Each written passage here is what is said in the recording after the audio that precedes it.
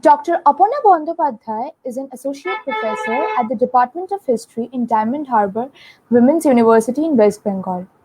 Owner of many accolades, Dr. Bandyopadhyay is a teacher and historian and is the author of numerous books, journals, and articles. Most of her works revolve around women's issues and feminism. She is the co-founder of Women's History Conclave, a virtual platform for critical engagements with women's history. Her upcoming work is a book titled Her Story, Aces on a Women's History in honor of Professor Geraldine Forbes, which will be published by the Sampark Publishing House. The book has been co-edited by Bhaswati Chatterjee. Dr. Bandyopadhyay writes in both Bengali and English. She has also presented 17 papers at various international conferences, 19 papers at national level seminars, and 2 papers at state level seminars. She has chaired various sessions at major national and international conferences. She has been an invited lecturer at many such conferences. She is also the member of many prestigious professional and academic bodies such as Paschimbanga Itihas Samsad, Indian History Congress, and Society for Understanding Culture and History in India, SUCHI. Dr. Aparna Bandyopadhyay has also successfully completed her research training program conducted by the Center for Studies in Social Sciences, Kolkata in the session 1994-95 and an UGC-sponsored minor research project on a leisure of women's own television mega serials and Bengali women in contemporary Kolkata, completed in 2016. We are very delighted to have Dr. Bandyopadhyay among us today. The title of our lecture today is Love, Betrayal and Prostitution in Colonial Bengal. Without further delay, I request Dr. Bandyopadhyay to begin her lecture. Thank you, Srija. Thank you, Srija Pal. Yes, the girl who's with me in the studio is Srija Dotto, and the girl who had invited me, who had sent me the mail inviting me to deliver a lecture on this platform. She is Srija Pal, and I thank both Srijas for inviting me to speak at your platform.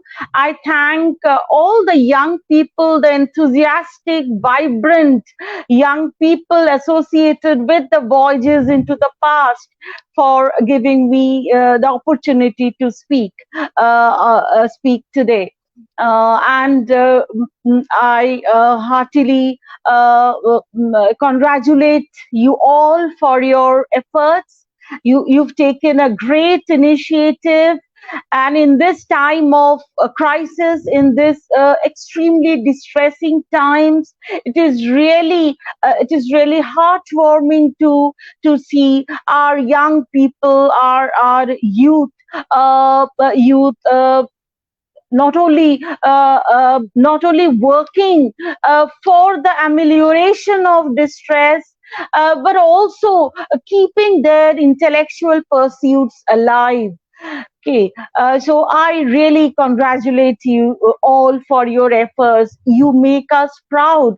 Yes, we have not been able to take classes in the classroom since March, and we really feel very bad about it. And I'm sure you feel bad too, because you've been kept away from the campus on account of the pandemic, and surely online classes are no substitute for classroom teaching and learning. But this seminar and the seminars that you've already organized and are going to organize in the future, they only testify to your enthusiasm for learning, for your quest for knowledge. Thank you all once again. And now let me go straight to my topic. Yes, it is the title of my topic is Love, Betrayal and Prostitution in Colonial Bengal. I have not spoken on this particular topic before on any platform. Yes, since March, since last March, I have we all of us in the academic community have been speaking, addressing audiences on the virtual platform, and I myself have already had a fair share of these webinars and conferences, and I've spoken on a wide range of topics. But today, and that was Frija Paul's choice. She chose this topic for me. I'd sent her my CV, and she selected this topic: love, betrayal, and prostitution in colonial Bengal. I've written on it. I have papers on it, but no, I have not yet spoken on it on this virtual platform. So let's begin the topic now. And I'm especially I'll especially be talking to my young audience, and I know that you have not yet started studying the social history of Bengal in detail. Probably you will do it in your subsequent semesters or in your PG in your PG classes. But yes, you must have watched some films that are set in the colonial context, or you must have read some novels written by our great authors of late 19th and early 20th century Bengal. You must have read Sharat Chandra, you must have read Rabindranath, at least some of their works. You must have watched some of the films that I'll be referring to in course of my lecture. So it's not that you are entirely unacquainted with what I'll be talking about today. Okay, and again, I'll be referring to films. I'll referring to short stories. I'll be referring to novels. Not only to make the talk interesting, but I really believe that fiction and films are a great source of history. I mean, we at least they are indispensable for the study of gender history, and yeah, and of course, we need to know how to read novels, how to read short stories, or how to read films, and how to use them for the reconstruction of the past. Yes, we need to be trained in that method. But yes, and I'm sure you will get that training in course of your undergraduate and postgraduate studies. But you need to you need to understand that history is not just culled from archival documents, from official documents preserved in the governmental archives. Is there in novels, is there in short stories, is there in films. Only you need to know the method for that. And so I urge my students, and I urge my own daughter as well, who is also a student of history honors of undergraduate class. She's in the 4th semester. So I urge them to read novels, more and more novels, and watch more and more films. Okay, so, and without these, we cannot really bring the past alive. At least certain aspects of the past cannot be recreated without the help of these forms of literature. Okay. And fiction. Films are also a kind of fiction. So these are my handmaids, my tools for entering the world of prostitution in colonial Bengal. Of course, official documents are also there. I'll be citing official documents too, but I will also rely to a great extent on films and fiction. Now, you must have heard of some of the stalwart historians who have already engaged at length with prostitution in colonial Bengal. Yes, I'm referring to Ratnabali Chatterjee. I'm talking about Sumanto Banerjee. Please read their works on prostitution in colonial Bengal. Now, as for the term prostitute, many in the present times would object to my using the term prostitute. They would prefer to call women engaged in sexual commerce sex workers. And personally, I would also, I myself would like to refer to them as sex workers. But in the colonial context, uh, mm, uh, the women that I'm talking about were not referred to as workers, and it is better to use the term that has already been used by our historians. Okay, both Ratnabali Chatterjee and Sumanto Banerjee have used the term prostitute and prostitution. Okay, and I think there is a lot of debate whether we should call the women engaged in sexual commerce as sex workers, and I do not want to engage in these debates right now. I will bring some of the debates if time permits in the concluding part of my lecture.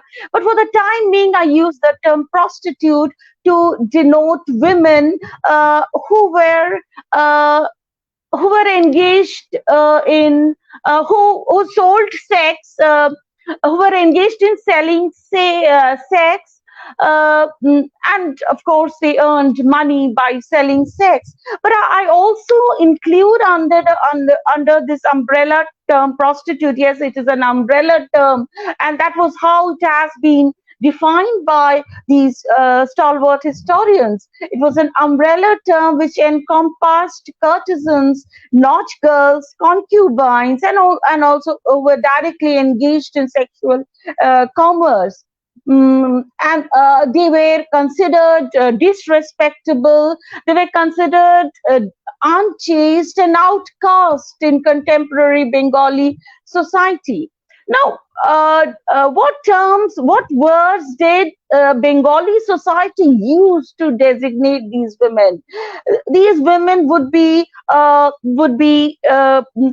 described with such pejorative terms as besha or potita or fallen woman. And again, the fallen woman, the category of the word fallen woman was derived from the term potita was derived from the Victorian concept of the fallen woman. Okay, they were referred to as potita or fallen, in tune with the terminology used in Victorian England with regard to prostitutes. But I won't use the term special and potita. I would use the term prostitute, and I believe that this is a catch-all term which includes a wide diversity of engagements with sexual commerce. It could be musical and sexual. It could be, it could be catering sex or having sexual relationship with one client, or it could be with multiple clients. So there would be a diversity of commercial practices that these prostitutes engaged in colonial Bengal. And keeping in mind this diversity, I would like to explore the circumstances that led women to prostitution in this period. Now, What do the available statistics indicate? Available statistics indicates that most women who opted for or who took to prostitution in colonial Bengal were Hindu, and they were mostly from the three upper castes, that is the Brahman, Kasto, and Boidya castes. Now, Shumanto Banerjee says that since the middle of the 19th century, the domination of the upper caste was slightly reduced. That the lower caste, women from the lower castes also began to feed the stream. But my own researches into this period, my own forays into this period, indicate that upper caste women continued to feed the stream, continued to constitute a major section of the prostitutes, and mostly they were either wives of Kulin men, or they were widows. Okay, and this particular composition of those engaged in prostitution did not significantly change even in the early 20th century. Wives of course, yes, you could say that Kulinism, the system of Kulinism was gradually eroding, and this category of the Kulin wife, the frustrated, unhappy Kulin wife, was denied the chances of cohabiting with her husband. She was no longer there in the late 19th or early 20th century. But we do have hundreds and thousands of these unhappy wives, okay, who were either not allowed to cohabit with their polygamous husbands, or they cohabited with their husbands. They lived under the same roof with their husbands, but they were tortured, they were neglected, and they were subjected to domestic violence, and also, so we have these unhappy wives. Uh, they were there. They were a sizable number. Even in the early 20th century, we find them in the early 20th century. We find them in literature. We find them in other records. We find them in newspapers. All kinds of incidents related to them. And yes, we find these widows. Okay, who were denied a second marriage. Now you could ask, widow remarriage was legalized in 1856, and how could it be that widows continued to be denied a second marriage? Widows continued to be denied remarriage. Yes, it is true that despite the legalization of widow remarriage in 1856, widow remarriage remained an unacceptable proposition.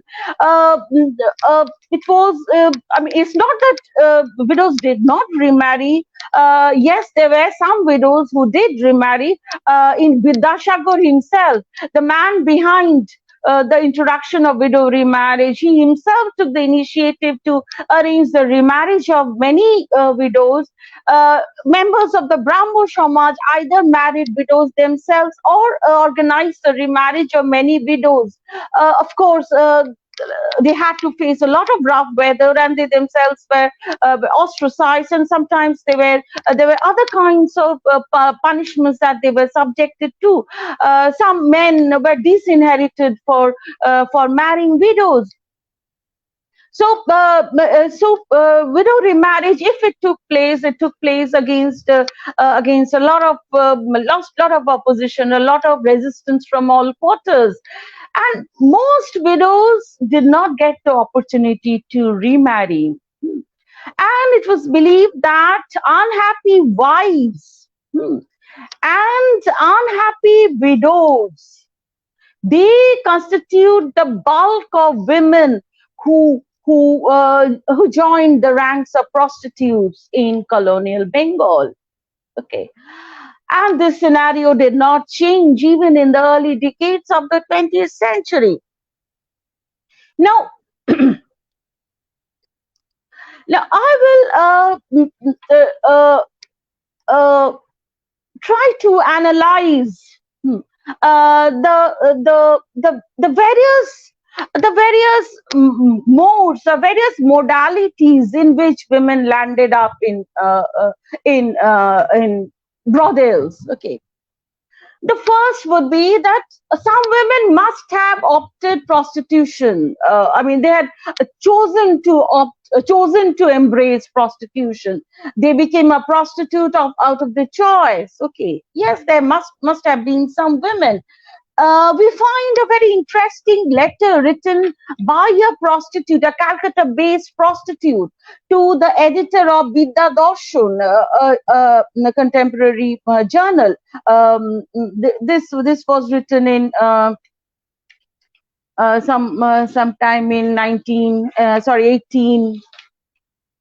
One second.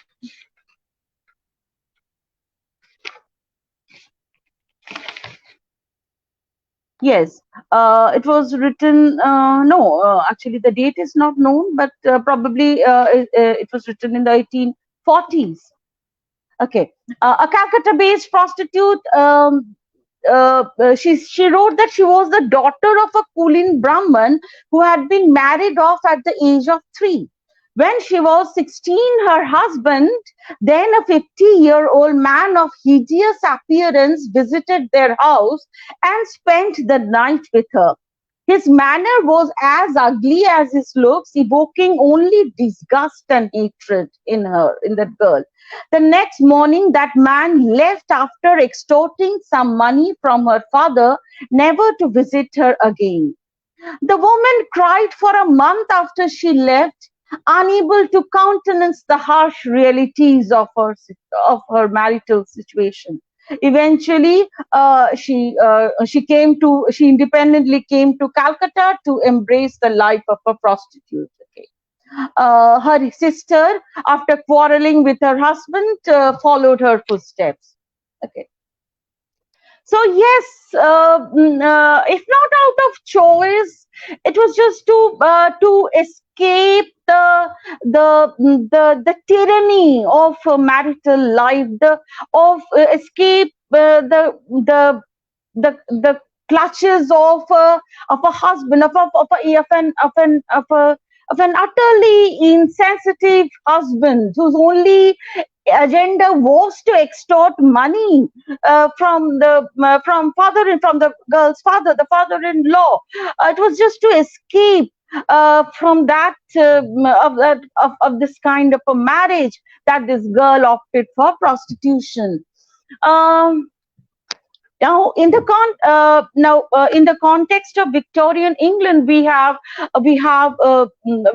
Judith Wolkowitz arguing that many women opted for prostitution because prostitution gave them a kind of freedom, a kind of independence, which they did not get within the constrictive realm of domesticity.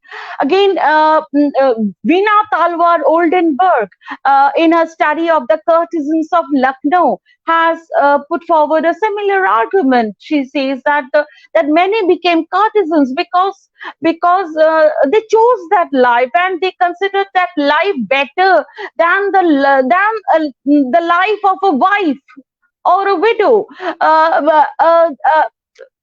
I mean, there were so many restrictions governing the life of a widow or the life of a wife, and they did not like to be restricted that way. And many had musical talent. Some could sing well, some could dance well, and they wanted to live independently. They wanted to earn on their own, and so many became courtesans. So we could extend the same argument to many women in colonial Bengal. Many could have chosen to embrace this profession because it gave them the independence they desired. It gave them financial independence, also the right to live life on their own terms. Now, date prostitutes lead their lives on their own terms, or were they allowed to do so, or were they subjected to a different kind of patriarchy within the brothel, the control of these pimps and the go-betweens and these elderly mashis and all. Now, we could pose all kinds of questions, but for the time being, we can accept that yes, some women must have chosen prostitution because it gave them freedom, it gave them a greater measure of fulfillment of their aspirations, whatever. So, but we do not have much evidence in support of this perception. I cited a letter by this prostitute, but I do not know of any other woman who chose to become a prostitute. But of course, if we search for more material, we could definitely find more such women who entered the trade by choice. But now, now the second road to prostitution could be kidnapping, could be abduction.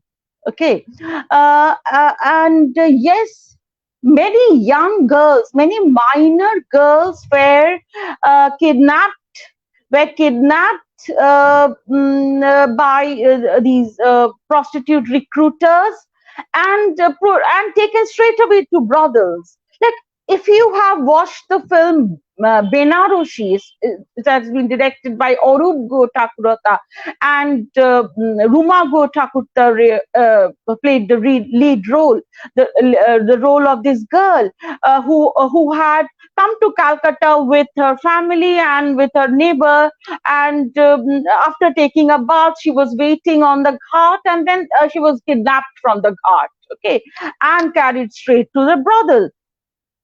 She had no means of escape. She could not escape the clutches of these dalals and pimps, and she had to eventually accept this kind of life. So this was one way in which a woman became a prostitute. Now, many other women we do get to hear of instances, we do read of instances of women being kidnapped by dacoits.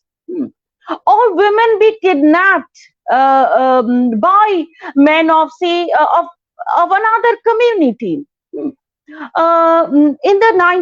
the 1920s, we get to hear of innumerable instances of abduction of women by men of the opposite community. See, Hindu women by Muslim men, or Muslim men by Hindu women. And in case of Hindu women, once a woman was kidnapped by a Muslim man, was touched by a Muslim man, she had almost no chance of going back to her family. And yes, there were lots of rescue homes and rehabilitation homes coming up for these women who had been kidnapped, who had been abducted, and then, of course, they had been rescued from their kidnappers, but they had nowhere to go, and so these homes were open for them so that they could stay in these homes and to do something meaningful for their own livelihood. But we find that Many of these homes turned out to be sites of sexual exploitation. Not was all was good about these homes. We hear of such things in the current in the present day of these homes being home sites of sexual exploitation. The inmates of homes are raped and regularly used by those in charge of these homes. But such incidents occurred in the colonial period as well, and so these homes were by no means safe spaces, and so many of these women eventually, for the sake of livelihood, had to take up prostitution. Uh, so this was one way in which women became prostitutes. Now, yes, another method was no was trafficking. Okay, now trafficking had again trafficking could be done in many ways. Okay, so one method of trafficking was just I mean was just a simple transaction, a simple event, a simple act of buying and selling. The parents or the guardians of a girl, they sold the girl to a prostitute recruiter, or sold directly to a prostitute or somebody in charge of recruiting prostitutes, and would get money in return. So many impoverished parents were found to be selling their minor daughters to prostitutes or to these brothel keepers. Okay, so that was one method of trafficking, a direct transaction between the girl's guardians and the prostitute recruiter. Mm, and sometimes these environmental disasters like droughts and famines. Okay, famine was as much an environmental, a natural disaster as a social, as a man-made one. And these many of these famines occurred in the colonial period. We have a series of famines, and in such situations, many a parents sold their girls to brothels.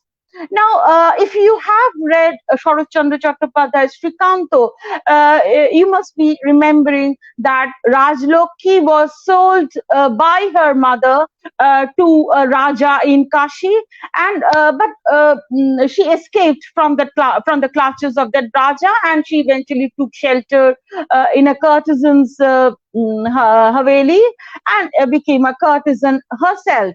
Now, Rajlokhi, mother, of course, poverty was one factor, but then Rajlokhi had already had a kind of a incomplete marriage with a Kulin man who did not allow the marriage rituals to be completed because his dowry demands were not fulfilled. Now, poverty was one factor, then social stigma was another factor. A girl with an incomplete marriage, where would he go? Okay, so the girl had to be taken to Kashi because people were saying lots of things about her, and Rajlokhi's elder sister shut herself behind a closed door, and she eventually, died. She committed suicide. And Rajlokhi was taken away to Kashi, and her mother sold her to a Raja because she could not take her back home. And she's back home when the mother ultimately returned to the village. She spread the news, the rumor that Rajlokhi had died. So there was this big social stigma about an incomplete marriage. Her marital status was dubious, and so she had no social acceptance. Now, we do find instances of neighbors, relatives, and friends selling a young innocent girl to a brothel. They acted as accomplices of traffickers. Okay. Now we get to know of one of a 12-year-old child widow. Hmm. She was I mean, she was, I mean, interviewed by the editor of Sangbad Bhaskar, and she narrated how her life was made miserable by her in-laws after she lost her husband. Now, her in-laws accused her of stealing food and eating on the sly. Angry at this false accusation, the child approached one of her neighbors, a neighboring woman, requesting her to take her to her maternal uncle's home, hmm, and promising her in exchange a piece of cloth. The woman, however, deceived her and sold her to a brothel for just 5 rupees. Okay. Now, this was one method in which girls landed up in brothels. As we know that trafficking is endemic in the present day, and Bengal is one of those states which registers a very high rate of trafficking. Okay, it's one of the chart toppers in this respect, and trafficking is an organized crime. And you have these people posted at different places who kind of transport you to the ultimate destination. And the immediate the person who is very close to you, say your own parents, or your own brother, or your someone whom you trust, would be the person who would initiate the trafficking process, the chain of transfers, okay, that would ultimately lead you to your destination, which was usually a brothel, say in Delhi or in Pune or even abroad. Okay, but somebody very close to you, somebody whom you trust, would initiate that process. Okay, initiate that chain. Okay, and that happened in the colonial period as well, though the word trafficking was not in currency in the colonial period. Now, but we can use this modern day term to describe all these activities which amounted to a girl landing up in a brothel. Okay, this kind of a transfer, a kind of a transfer of a girl from her home to the brothel. Okay, and the persons who acted as the link between the home and the brothel would be the person whom the girl trusted, very innocently trusted. Okay, now if you have seen the film Nishi Poddu. Have any of you seen the film Nishi Poddu? Now, Nishi Poddu is another film. It was another film about a girl becoming a prostitute.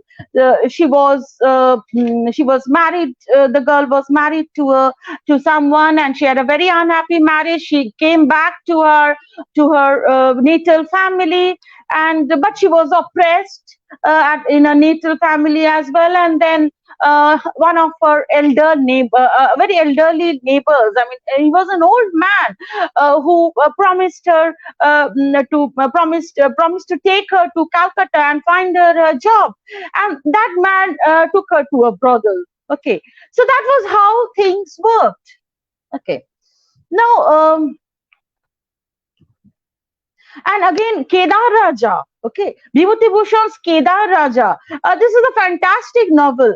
In Kedar Raja, you have a young widow named Sharat Sundari. Okay, and the widowed daughter of Kedar Raja. And there was this young man, Prabhash, apparently very genteel and very friendly, and he proposed that Kedar Raja and his daughter come to Calcutta for a tour, and he brought them to Calcutta in his own car. And then he kind of sent this father away, and took Shorot and Shorot to a brothel. Shorot luckily escaped, but had she not escaped, I don't know, her fate would have been the same as many other thousands of other women who were cheated, who were cheated by friends, who were cheated by neighbors, friendly, I mean, good, apparently, men, people with good intentions, cheated by relatives, and often by their parents as well. And often by husbands also. Like there's a film called Uttor Falguni. I don't know whether you watched it, where Suchitra Sen was married to this kind of this man. Very, I mean, you'll develop an instant dislike for that man because of his ways and manners. Now, this man had long been trying to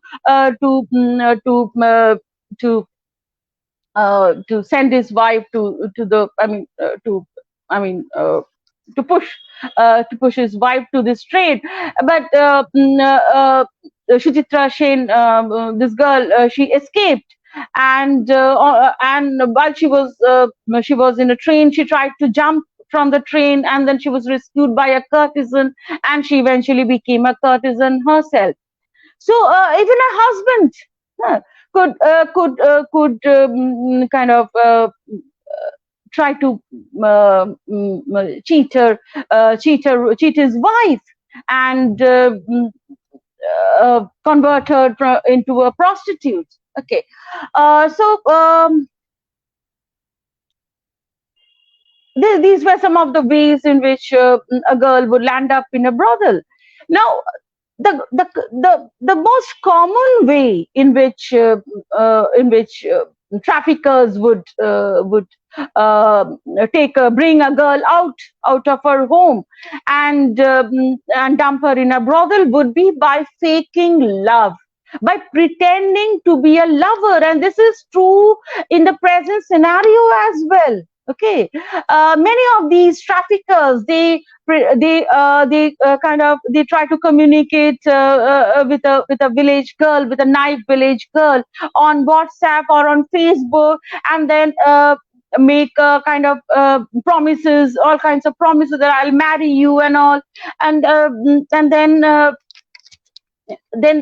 she coaxes her to elope with him, and the girl eventually finds herself in a brothel.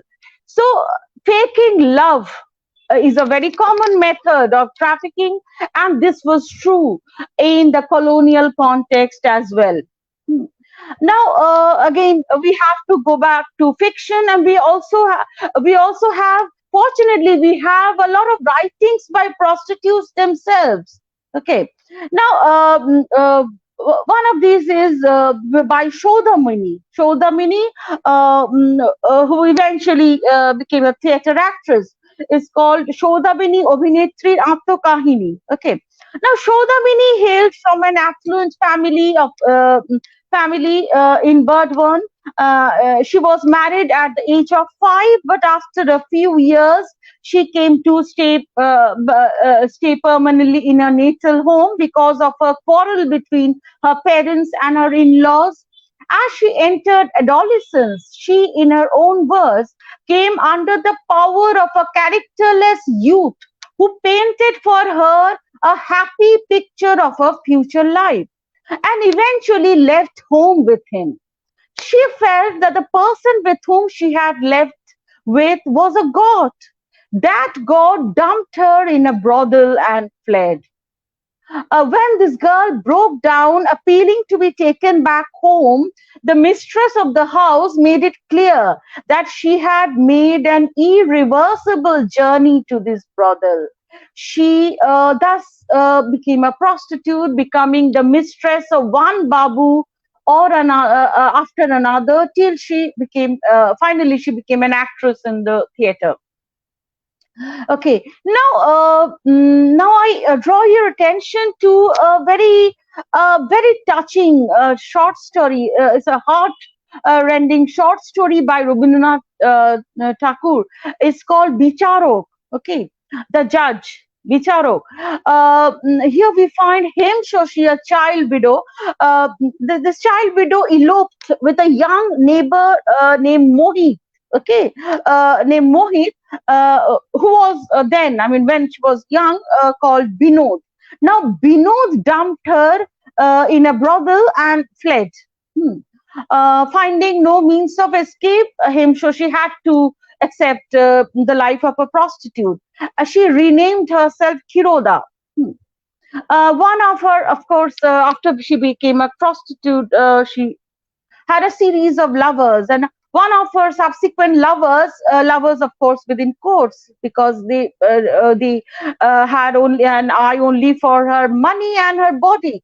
Now one of her subsequent lovers fled, robbing her of all her money and ornaments. Now left in the lurch with a 3-year-old son, Hirota jumped into the well with her son. She escaped death, but her son did not. She was sentenced to death for killing her son by the same Mohit, who was then a statutory civilian, a Puritan, and a moralist who believed that divine women should be sternly punished. Okay, now this story was a street. Now this man, this Binod, alias Mohit, he turned out to be to be a judge. So he was an educated man. Now this man had taken this girl out of her home and just dumped her in a brothel and then decamped. So this story is a very stark expose of the hypocrisy and double standards of our educated men, and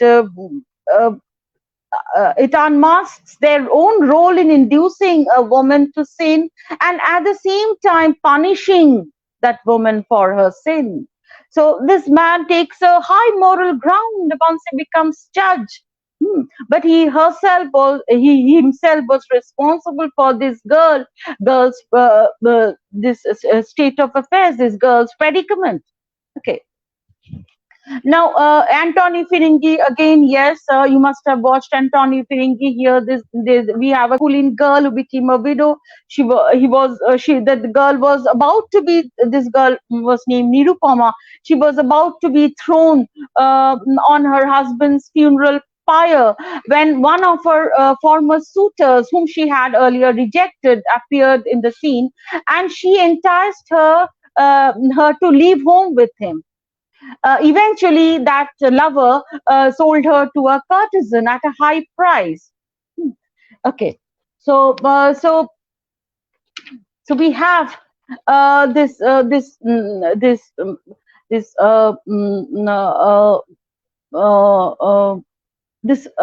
act of faking love, pretending to be a lover, making promises of marriage, of domesticity, working as a trigger for trafficking of many women, very innocent women who had this craving for love, who were innocent, who believed the men they loved, who trusted the men they loved, and who had all kinds of dreams, all kinds of aspirations, and these cunning men, these wicked men, they played on the vulnerabilities of these women, exploited the emotional the emotions of these women, exploited their emotional vulnerabilities, and kind of carried them, took them, transferred them from the sacrosanct domain of the home, the safe domain of the home. Of course, home was not safe and actually not sacrosanct. We do have sexual exploitation occurring within the domain of the home as well. But in colonial Bengal, the home was considered safe, considered sacrosanct, and yes, many a girl was taken away from this domain and transferred irreversibly into the domain that was considered disrespectable. Hmm. And once she entered this disrespectable domain, she was an outcast, and she could not renew her links with the home, which was considered the respectable, the sacrosanct domain. Okay. Now, this was one way that women landed up in prostitution. My research reveals that there was another kind another chain of events uh, occurring occurring in the life of a woman that led them to prostitution. Now, what was this chain of events? A girl fell in love, hmm, fell in love with a man. Trust, of course, she trusted him.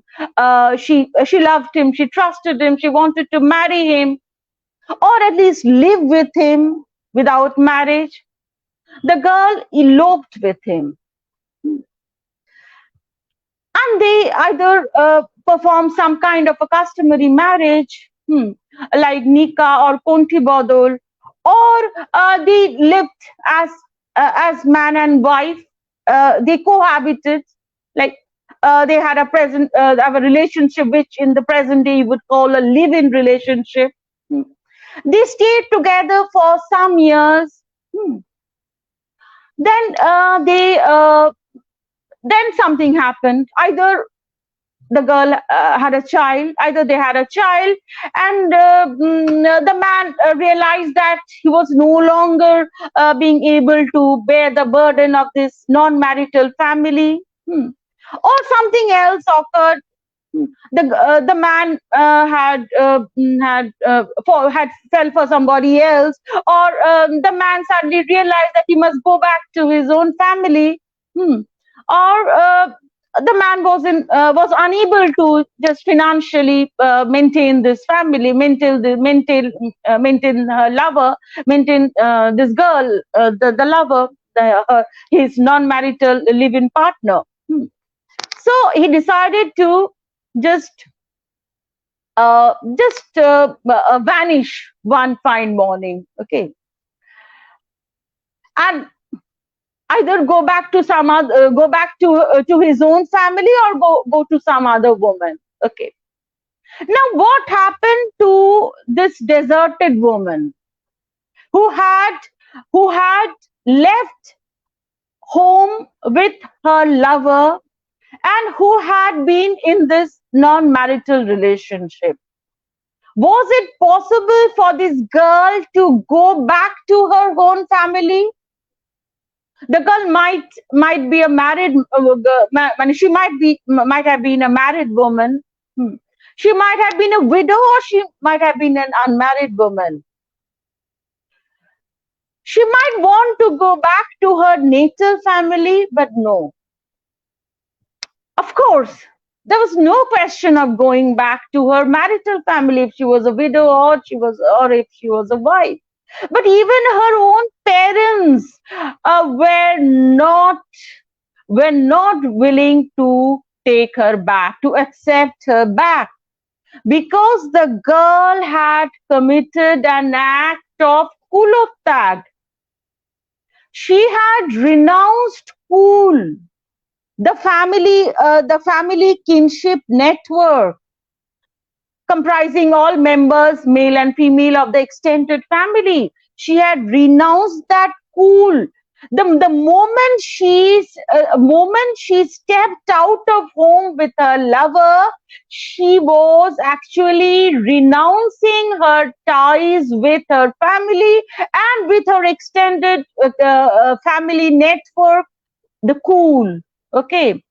She was performing an act of kulotag, and kulotag was an irreversible act. Once a girl leaves home with a lover, she could never re-enter the home. She could never get back to her family, her pool. Okay. So she was a kulottagini. But what about her partner, her lover? That man too was leaving her home, leaving his home, his family, or also his wife. No. A man's act of elopement was not considered kulottag. And that man could come back to his family at any point of time. Of course, he might be admonished and he might be punished also, but the doors were never barred. But doors were barred for a woman who had left home with her lover. Oh yes, I forgot to mention that another eventuality might occur in a woman's life. Her lover might die. Okay.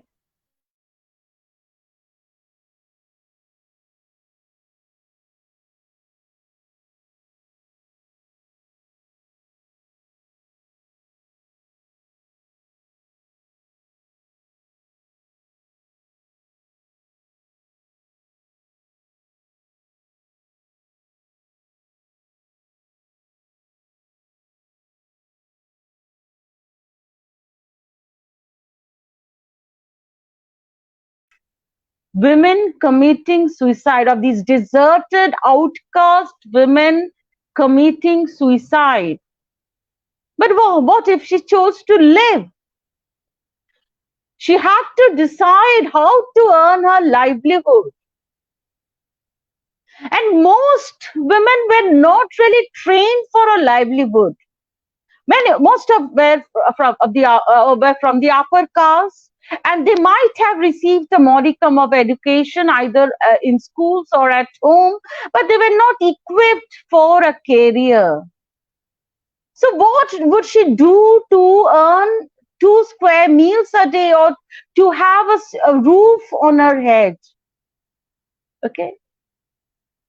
Now she might yes, she might seek shelter, asylum in a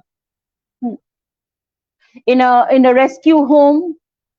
Okay, but again, as I've already told you, that these rescue homes were not safe spaces, and they were extremely unsafe spaces.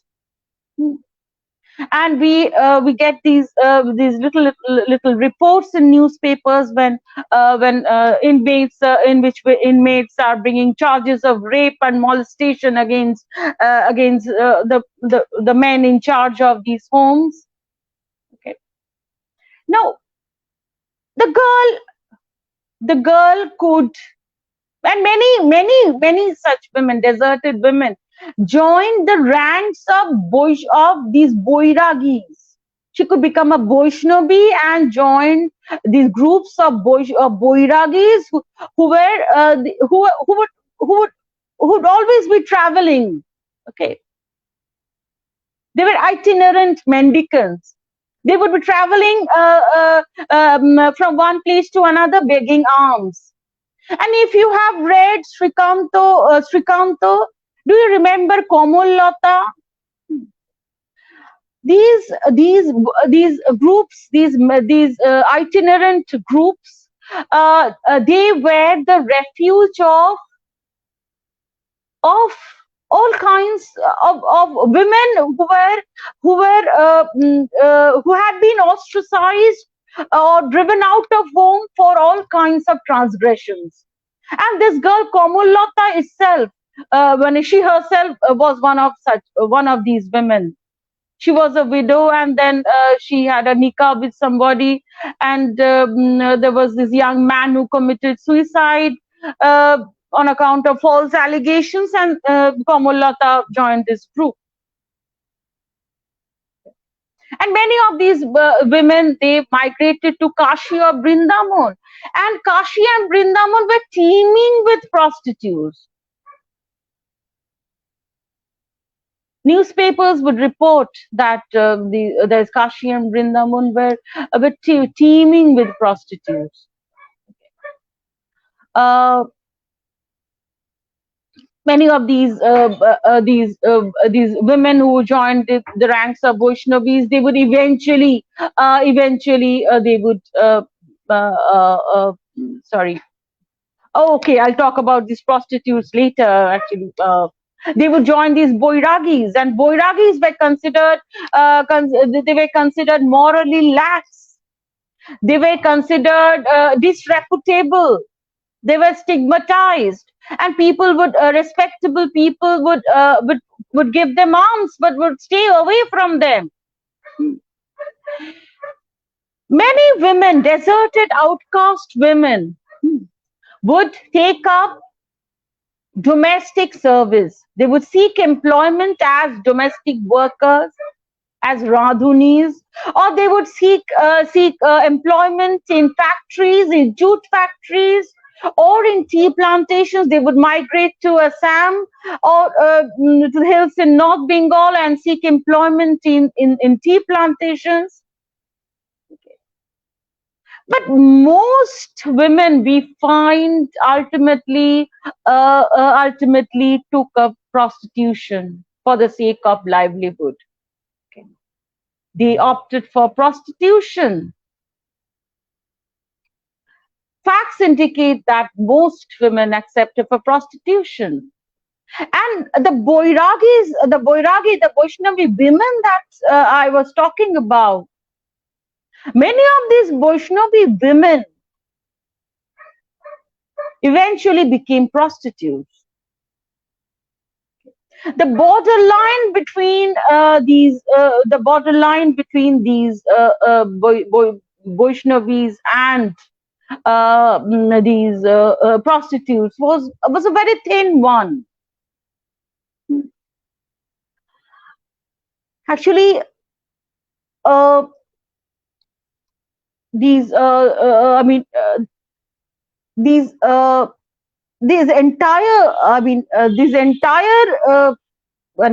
population, the entire female population, without a home, driven out of their homes,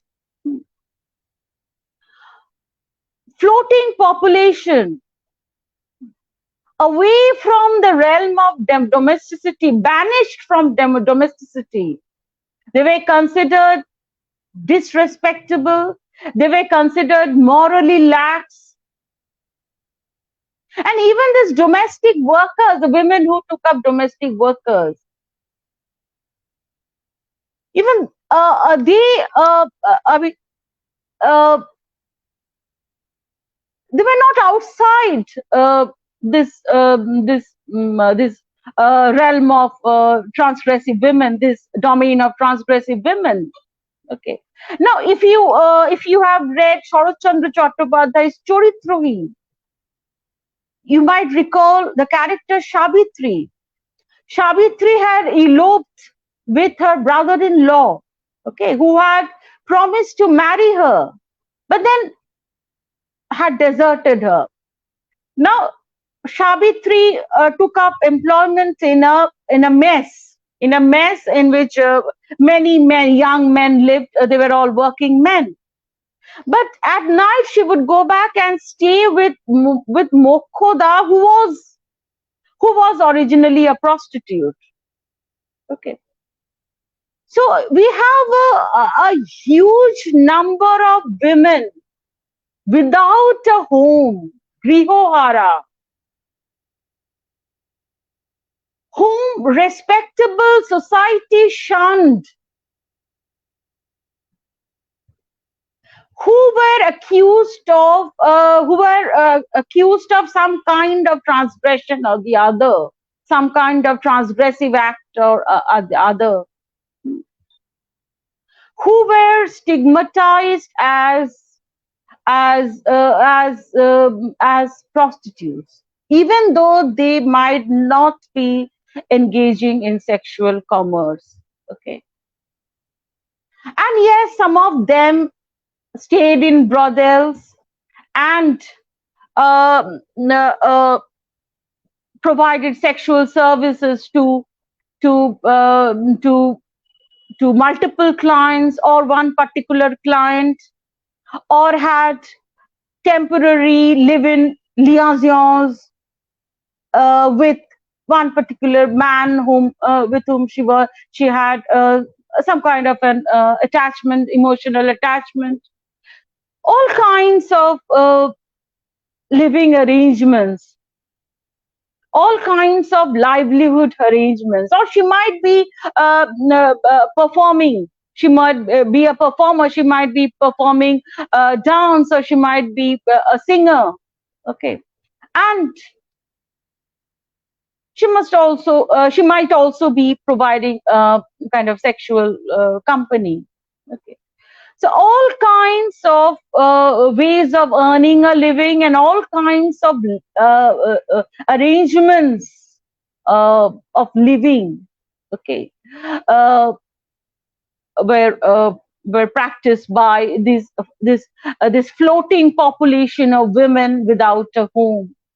And love played a very important role in their lives, in that love, it was for the sake of love, it was for the sake of a fulfilling emotional life with a man she loved, that many a woman had left their homes, and eventually she landed up in a brothel, or she embraced prostitution for the sake of livelihood.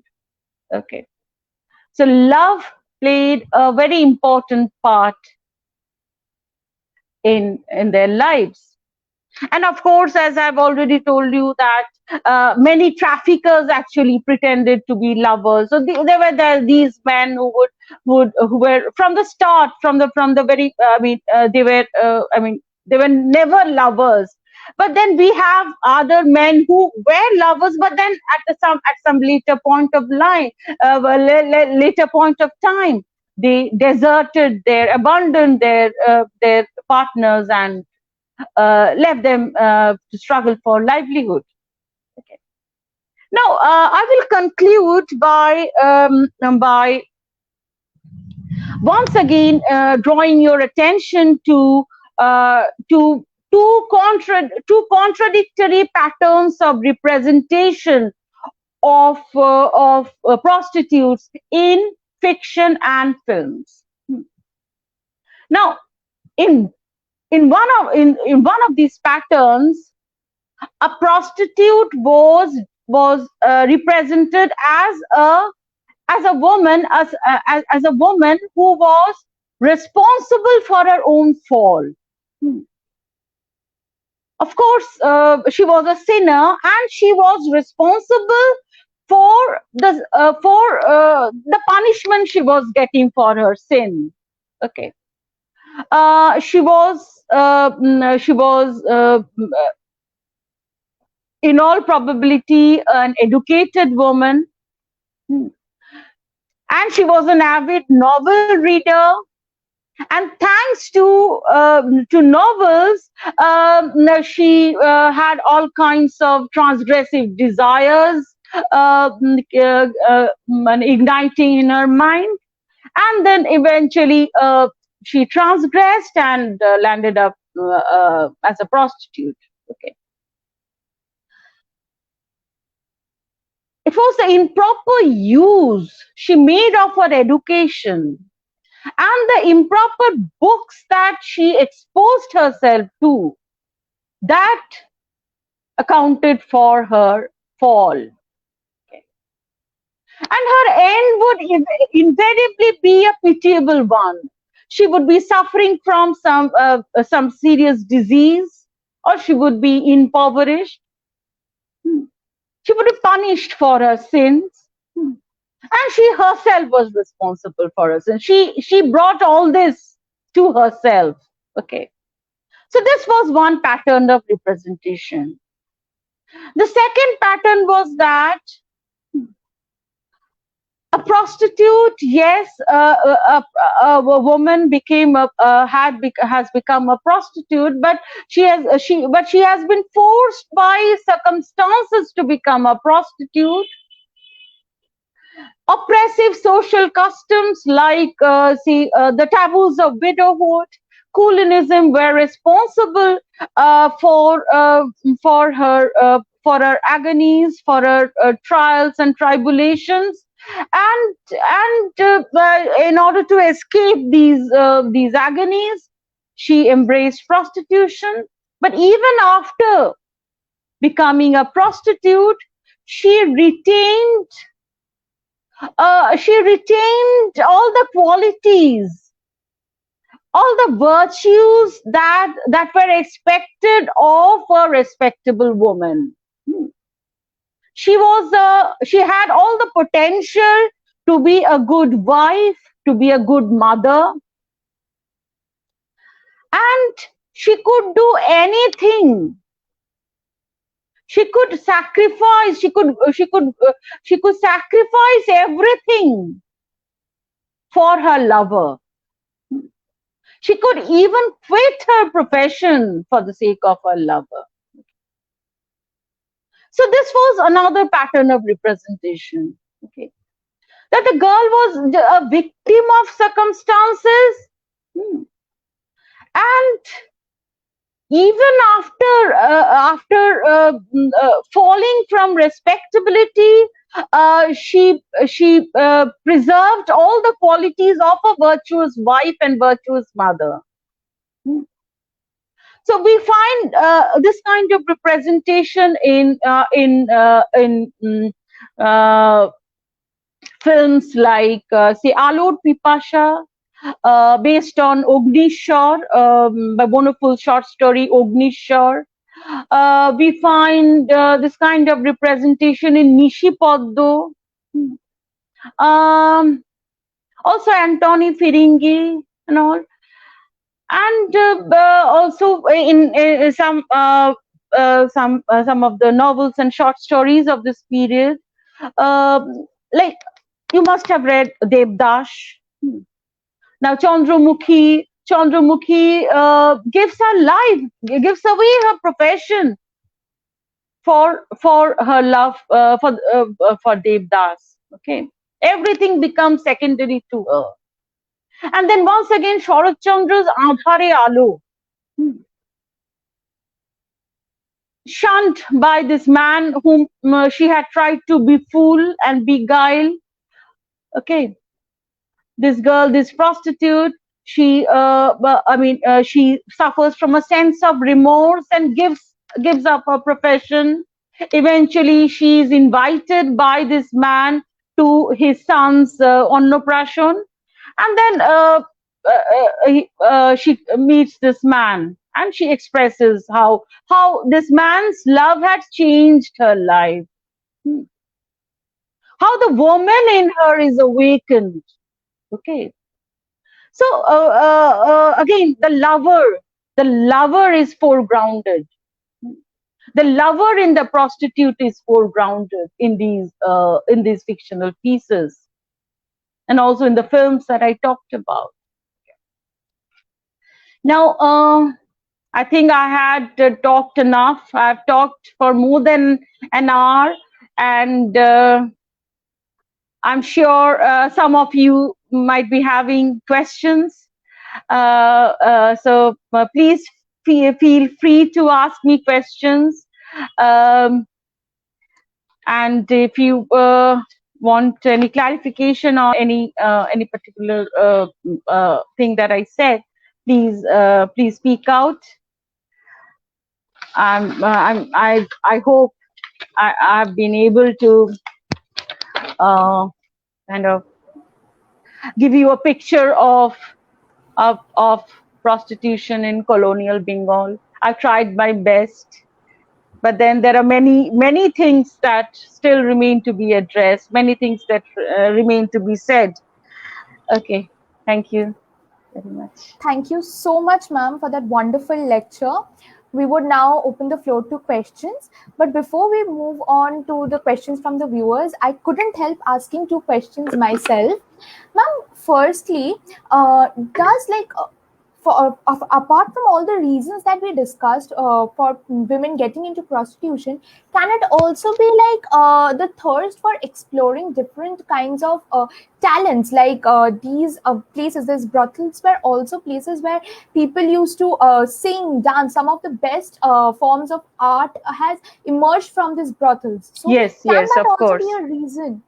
And ma'am, also Yes, I like think so. That could be a reason. Yes, and some of these courtesans were immensely talented, and yes, I think that could be one reason. And Veena Talwar Oldenburg has also made a similar line of argument that this profession gave them the scope to realize their abilities, their musical abilities, and other talents.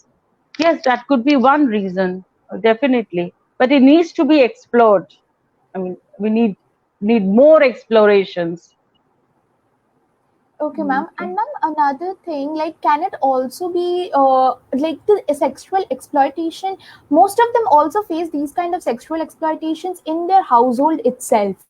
Among the family, there was also instances of marital rape. So, can that also be a reason for these women to explore, like, to get into prostitution? Because somewhere that was a freedom for them more than what they faced in the households. Yes, of course. As you rightly pointed out, that the home was not a safe space, and women were sexually exploited within the four walls of the Ondur Mohol, and they were forced into various kinds of adulterous relationships, sexually exploitative relationships by men within the household, and that could be one reason. They might be wanting to escape the stranglehold of such relationships, and yes, it's possible that prostitution might be promising them a freedom from such exploitation. But then, weren't they exploited within the brothel as well? I mean, that is a question that I would like to ask. We should emphasize their agency, their independence, and also their income as well. Because these courtesans, they were rich men. Like if you have read Srikanto, now Rajlokhi had a big house in Patna, okay, and she could buy another house she would in fact buy a big zamindari, okay, in some remote village.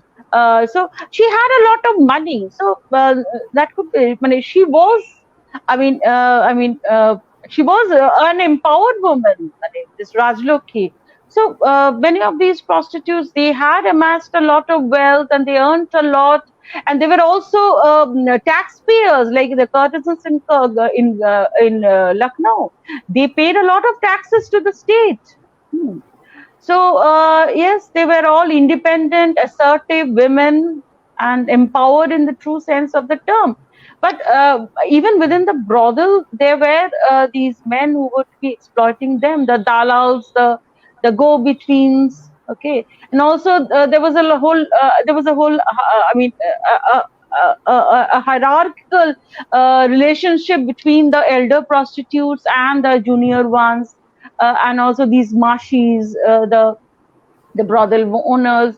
We also find these this kind of hierarchical relationships in films like Bazaar. Okay, if you've seen Shabana Azmi's Bazaar.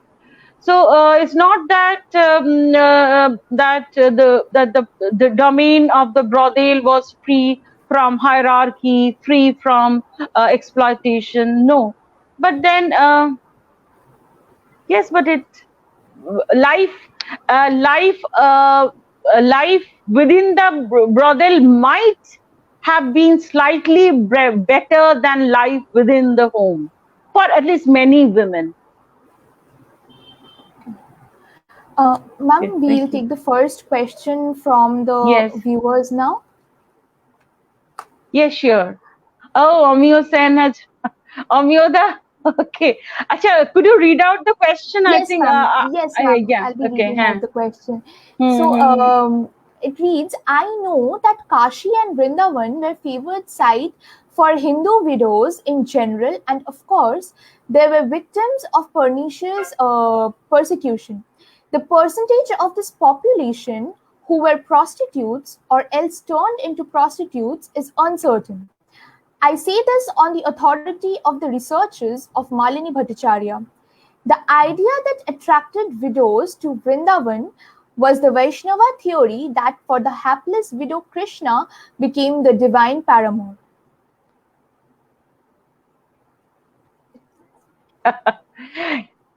But Amioda, I have cited extensively from Malini's book, the videos of Vrindavan.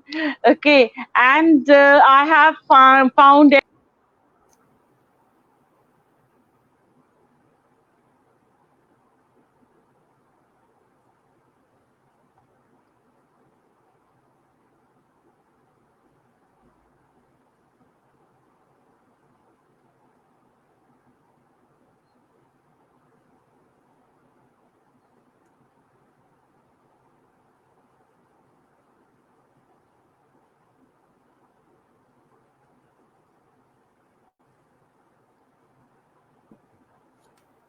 Okay, so Amyoda, I have cited extensively from Malinidhi's book myself. You have read my book.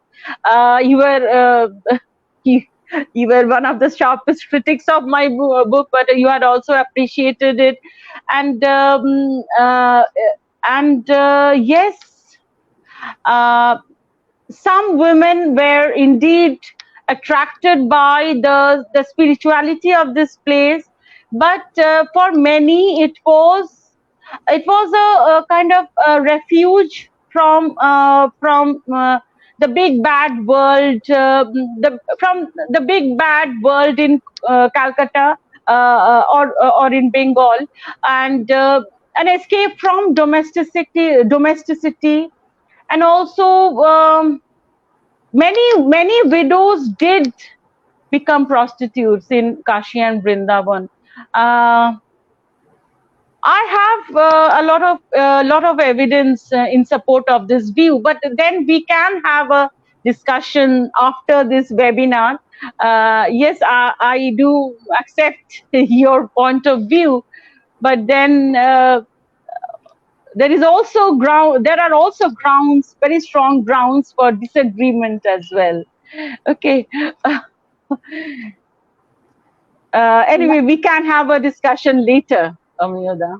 Mm. Ma'am, Professor Sen also says that and Kanti Bodol was far from a form of customary marriage.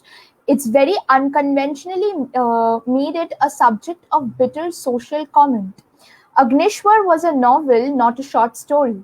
There is an interesting narrative in it about how the five infamous Panchakonnas, who are conventionally transgressors are widely revered.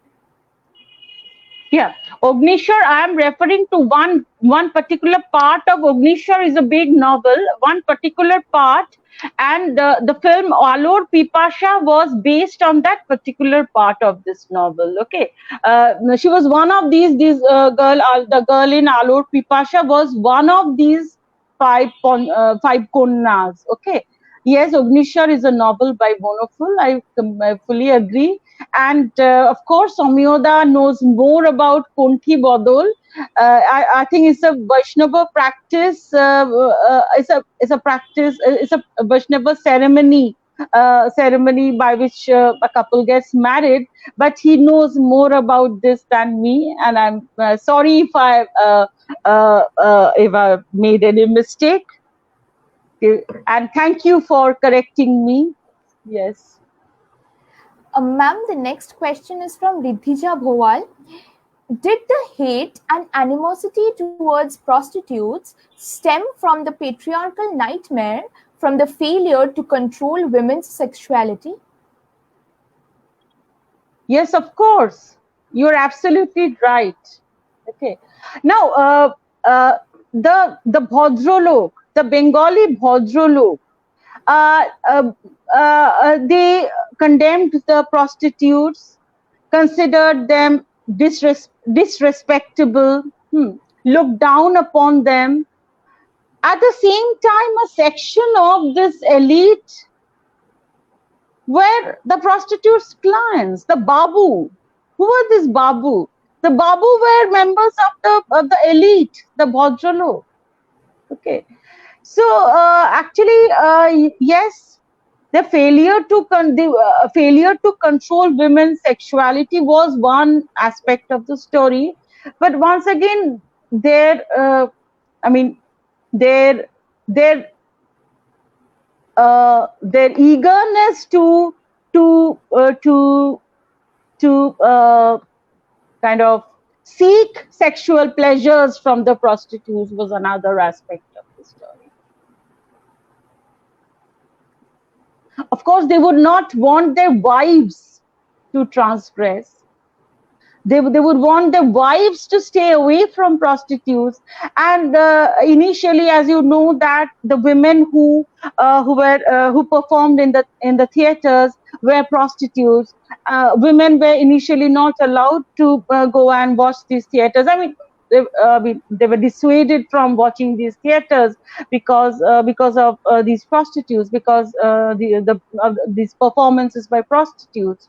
Okay, but the men enjoyed these performances. Okay, so there was always a kind of double standard in men's attitudes towards prostitutes. Okay. Ma'am, moving on to our next question. It is from Aditya. During the late 19th century, many prostitute women made huge fame in theatre. Did any development take place in their social position? What is your view on this? Yes, as I just mentioned, that many men that initially uh, uh, these prostitutes were the performers in these theaters. Okay, the female roles were performed by prostitutes. Now, whether this led to an upward social mobility is debatable, because if you have read Binodini Dashi's autobiography, Binodini Dashi is extremely critical of these Bhadralok male attitudes. Okay, she's extremely disappointed and disillusioned with them, and she is very sharply critical of their double standards. So she, at the end of her life, she feels that she has been cheated. Okay, she has been cheated by her mentors, by her lovers. Okay. So I'm not sure whether it led to kind of an upward social mobility.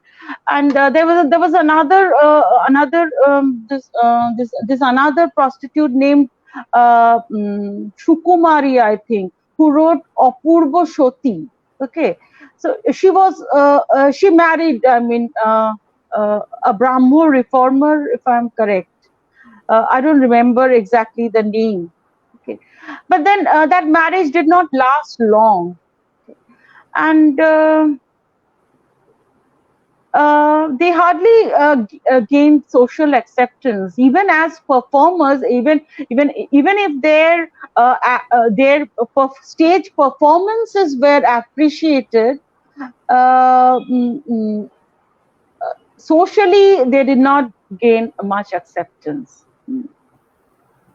So it did not lead to any social upgradation, or they were not accommodated within a respectable society. Ma'am, we'll move on to our next question. It is by Swarnita Mojumdar. Can we define the prostitution as the resistance against some cultural and social practices? Was there any kind of inspiration like this?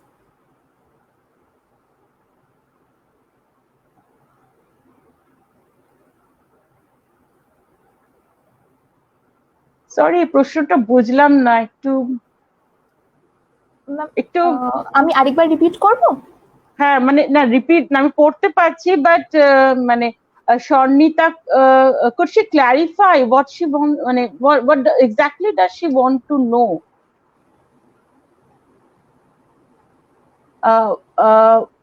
What kind of cultural and social practices is she referring to?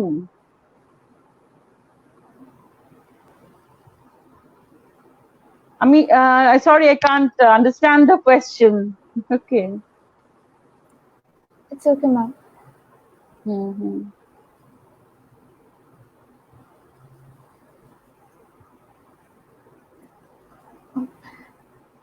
Ma'am, then can we move on to the next question and then come back to this in case she clarifies it? Okay, so moving on to our next question.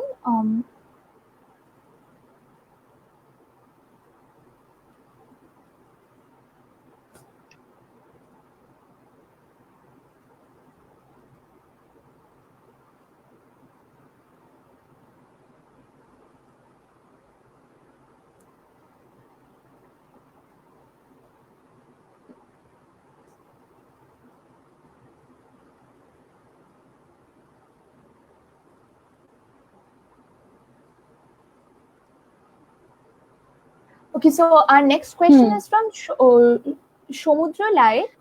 Ma'am, could you recommend books that would be good points to start with for persons interested in gender studies, gender histories in the South Asian context? Okay. Well, gendered histories in the South Asian context. Now,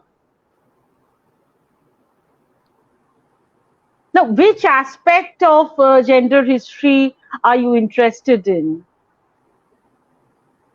Could you specify? Could your question be more specific? Of course, there are lots of books on the gender history of South Asia, but I am acquainted with the literature on Bengal, the historical, the scholarship on Bengal. So of course on India. So you could start with Kumkum Sangri and Sudesh Vaid's Recasting Women, Essays on Colonial History. I think that could be a good point of entry. Kumkum Sangri and Sudesh Vaid. And if you are interested in prostitution, then you could start with Shumanto and of course popular culture. Then you could read Shumanto Banerjee's works, his English works, The Parlor and the Streets, then the Dangerous Outcast, and you could also read his Bengali books, Ostruto Kontosha, that's on prostitution, and the other one is 19 শতকের কলকাতা ও সরস্বতীর ইতর সন্তান. Okay. So it depends on which aspect of gender history you want to delve into. Ma'am, the next question is from Kothika Ray. Good evening, ma'am. I have a question. In colonial period, we see in many literature that prostitute girls, in many cases, secretly helped the revolutionaries and sent a number of messages of government to those revolutionaries. Even they sometimes gave refuge to those revolutionaries. So my query is that whether the house of prostitutes or brothel became the secret agent of revolutionaries against the colonial ruler. Yes, the prostitutes, they took an active part in the nationalist movement, in the Gandhian movement. That is fairly well researched, as fairly well established fact, and they also helped the revolutionaries. But I think this aspect needs to be explored more. I have not read much on this particular thing, how prostitutes gave asylum to revolutionaries or hid their arms and weapons. or how the brothels became the shelter homes of these revolutionaries. I think these would be interesting themes of research. And yes, I encourage all of you young people to explore these issues. But I personally don't know much about the links that prostitutes had with the revolutionaries. With the Gandhian movement, yes, but with the revolutionaries, I personally don't know much. Okay, so and I've not read much also on this aspect. So I think this needs to be researched. This needs to be explored. Okay. Ma'am, our next question is from Hmm. Rajiv Roshan Ghoshal. Hmm. Ma'am, such a wonderful topic. Did any kind of medical reformation done by Britisher for prostitute to maintain the health of British Army? Yes, yes, yes. The Contagious Diseases Act. This is proverbial legislation.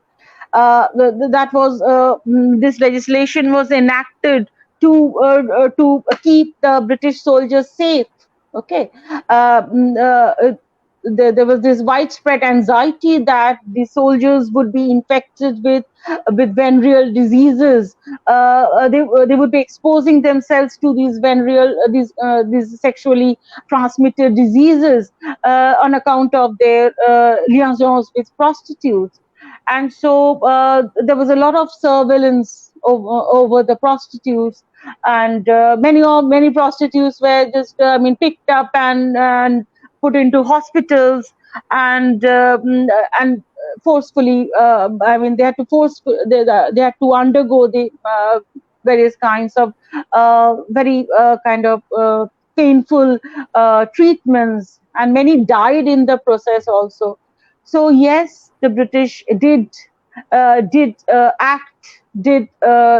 take very drastic measures for the sake of maintaining the health of the British soldiers. Ma'am, we'll move on to our next question. Um,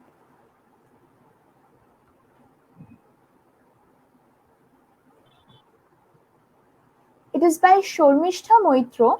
Very nice discussion. Madam, could you consider later today Noti Binodini's Amar Kotha and Amar Obhinetri Jibon? She is a glaring example of love, betrayal, and prostitution. Yes, of course. Yes. I did not bring in Vinodini Dashi into the picture. Yes.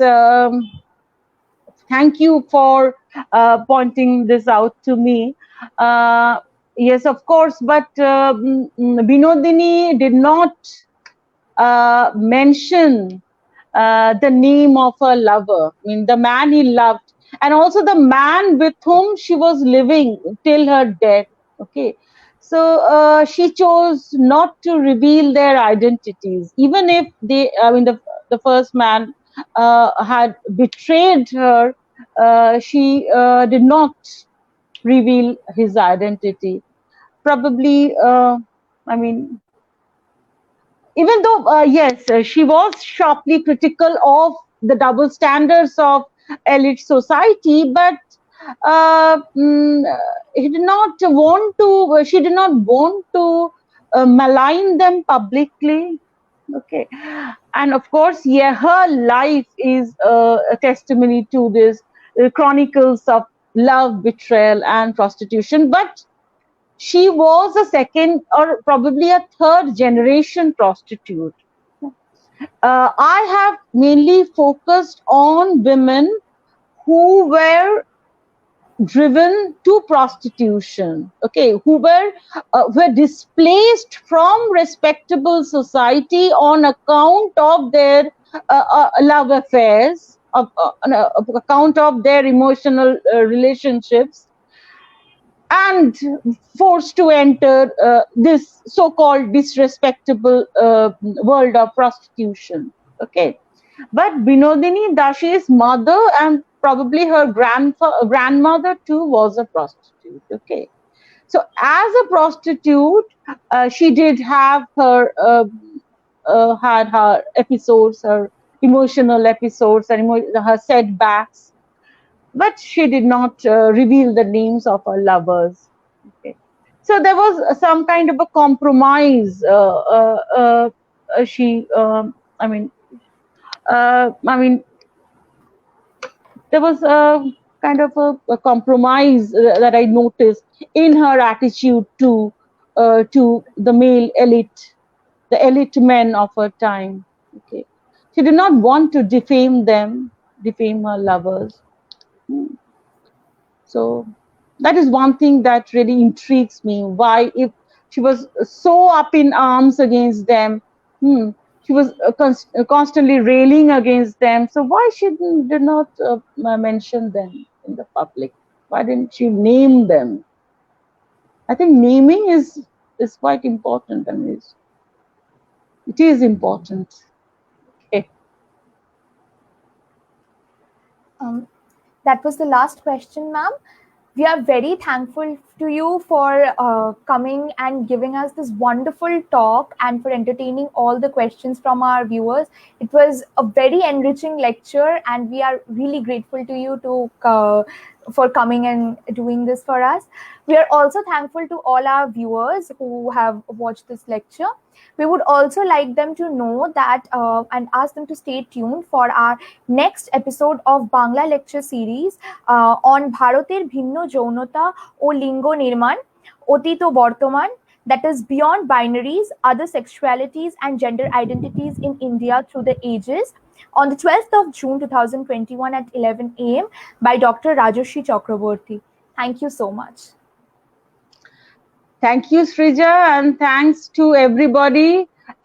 My thanks to all those who've asked me questions, such wonderful questions. You've listened to me with such patience, and you followed each and every word I uttered. I'm really impressed by your questions and the attention you paid to my talk. Love you, guys and girls. Really, I love you all. Okay, thank you, and my love to you all, and all of you. Stay healthy, stay safe. Okay. Thank you so much. Be happy. Don't get depressed. Everything will return to normal. We will again meet in the classroom sometime in the near future. Okay. Hopefully, ma'am. Thank you so much.